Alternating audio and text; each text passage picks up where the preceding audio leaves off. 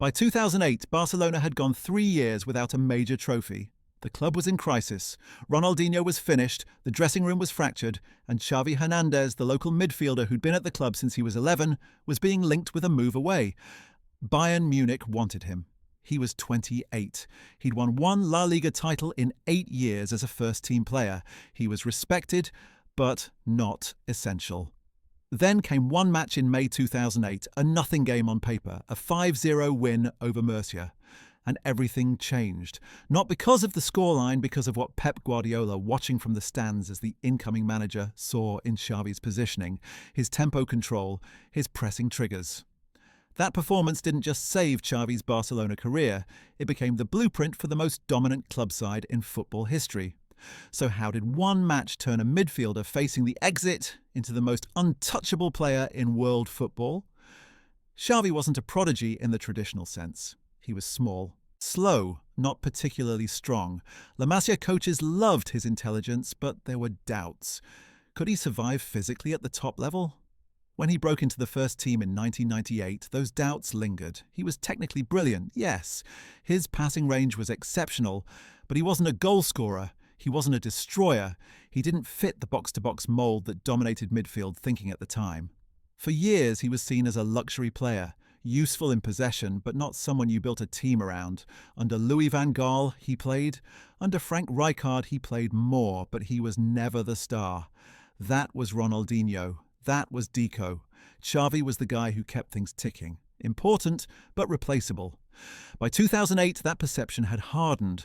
Barcelona had won the Champions League in 2006, but the team had declined rapidly. Ronaldinho stopped training properly. Deco's influence waned. The midfield, once the best in Europe, looked slow and predictable. Xavi was 28, entering what should have been his peak years, but the narrative around him was stagnant. He was a very good player who'd probably never be great. Bayern's interest was serious. Xavi later admitted he considered it. Barcelona were a mess. The project looked dead. Why stay? Then Guardiola was appointed. He'd played alongside Xavi. He knew him, but more importantly, he saw something others hadn't. Not just Xavi's technical ability, but his positional intelligence, his understanding of space, his ability to dictate tempo not through pace or power, but through angles and timing. Guardiola watched Barcelona's final matches of the 2007-08 season closely. He was preparing, studying, and in that 5-0 win over Murcia, he saw it. Xavi didn't just pass the ball, he controlled when the team pressed, he controlled when they slowed down, he controlled the distances between lines. It wasn't flashy, it wasn't obvious, but it was total control. Guardiola called Xavi immediately after taking the job. He told him, "You're not leaving. You're the most important player at this club." Xavi didn't believe him at first. How could he be more important than Messi? More important than Eto'o? But Guardiola was certain everything he wanted to build required one thing: a midfielder who could process the game faster than anyone else on the pitch. Xavi was that player. The turning point wasn't just Guardiola's faith, it was what happened in pre-season. Guardiola didn't just tell Xavi he was important, he redesigned the entire tactical system around him. Barcelona had always played possession football, but under Rijkaard it had become passive. They kept the ball, but without purpose. Guardiola changed that. He wanted possession with aggression, high pressing, immediate ball recovery, and Xavi was the trigger. Guardiola's pressing system didn't rely on chaos. It relied on coordination. The forwards pressed when Xavi told them to. How? Through his positioning. If Xavi stepped up, the forwards pressed. If he dropped, they held. It sounds simple, but it required a midfielder with perfect spatial awareness. Someone who could read the opposition's structure in real time and adjust Barcelona's shape accordingly. Xavi could do that. No one else could. The first match of the 2008-09 season was away at Numancia. Barcelona won, 1-0. It wasn't pretty, but something was different. The pressing was sharper, the transitions were faster, and Xavi was everywhere, not in terms of distance covered, but in terms of influence. Every attack went through him. Every defensive reset started with him. He completed 91% of his passes, but more importantly, he completed them at the right time. Fast when Barcelona needed to counter, slow when they needed to reset. He controlled the tempo like a conductor. Then came the match that confirmed it, September 2008. Barcelona versus Sporting Gijón. 6-1. Messi scored twice. Eto'o scored twice. But Xavi was the story. He didn't score, he didn't assist, but he orchestrated everything. His positioning in the first half was absurd.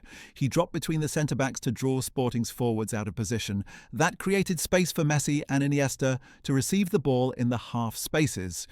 When Sporting adjusted and stopped pressing him, he stepped into midfield and played vertical passes that broke their defensive line. He was solving tactical problems in real time. And Sporting had no answer. The Spanish media started to notice this wasn't the same Xavi. He wasn't just passing the ball anymore, he was controlling matches, dictating outcomes. Sid Lowe wrote that Xavi had become the metronome of Barcelona's machine. But it was more than that. He wasn't just keeping time, he was deciding when to speed up and when to slow down. That's control. By November, Xavi was untouchable. Guardiola refused to rest him. Even when Barcelona were winning comfortably, Xavi stayed on the pitch. Why? Because the system didn't work without him. When he was subbed off, Barcelona's pressing became disjointed. The forwards didn't know when to press. The midfield lost its compactness. Everything fell apart. Guardiola knew it. The players knew it. And soon, everyone else knew it too. The Champions League match against Lyon in February 2009 was the proof. Lyon were a strong side, experienced, defensively solid. They'd knocked out Barcelona before, but this time they couldn't get near the ball. Xavi completed 110 passes. 110 in a knockout match. He didn't just recycle possession, he moved Lyon's defensive block around like pieces on a chessboard. When Lyon pressed high, he dropped deep and played long. When they sat back, he played short and quick. They couldn't figure him out. Barcelona won 5-2 on aggregate, and Xavi was named man of the match in both legs. Not Messi, not Eto'o, Xavi. The narrative had shifted completely. He wasn't a luxury player anymore. He was the system. By the time Barcelona reached the Champions League final against Manchester United, Xavi's importance was beyond debate. United were the best team in Europe. They had Ronaldo, Rooney, Tevez.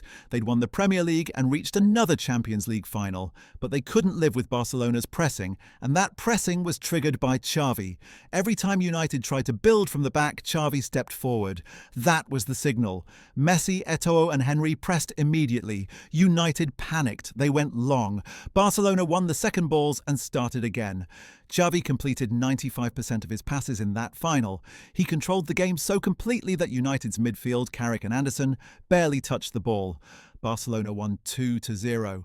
Xavi lifted the Champions League trophy, and for the first time people understood. This wasn't Messi's team. Not yet. This was Xavi's team. Messi was the finisher, Xavi was the architect. The aftermath was immediate. Xavi went from being a player Barcelona were willing to sell to a player they couldn't function without. Guardiola's system was built around him. Every tactical instruction, every pressing trigger, every tempo shift, it all depended on Xavi's positioning and decision-making. When he was on the pitch, Barcelona were unstoppable. When he wasn't, they looked ordinary.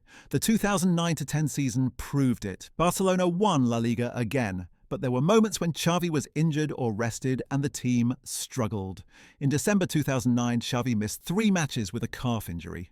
Barcelona drew 2 and lost 1. They didn't just miss his passing, they missed his presence. Without him, the pressing didn't work. The forwards didn't know when to go. The defence didn't know when to step up. Everything became reactive instead of proactive. Guardiola tried to replace him. He used Yaya Touré in midfield. He tried Keita. He even tried pushing Busquets higher. None of it worked, because the system wasn't about passing ability. It was about reading the game. And no one read the game like Xavi. By 2010, Xavi's reputation had gone global. Spain won the World Cup, and Xavi was the player of the tournament. Not officially, but everyone knew. He controlled every match. Against Germany in the semi-final, he completed 103 passes. Against Netherlands in the final, he was fouled 9 times because they couldn't get the ball off him any other way. He didn't score, he didn't assist in the final, but Spain won because of him. The perception shift was complete. Xavi wasn't just Barcelona's most important player. He was the most important midfielder in the world. And it had all started with that one match in May 2008, the match where Guardiola saw what no one else had seen. That Xavi wasn't just a passer, he was a system. Between 2008 and 2012, Barcelona won 14 trophies, 3 La Liga titles, 2 Champions Leagues. Xavi played in almost every match. He was never rested for big games, never rotated, never dropped, because Guardiola knew, and later Tito Vilanova knew, that Barcelona without Xavi weren't really Barcelona. The stats back it up. Between 2008 and 2012, Barcelona's win rate with Xavi and the team was 78%. Without him, it dropped to 62%.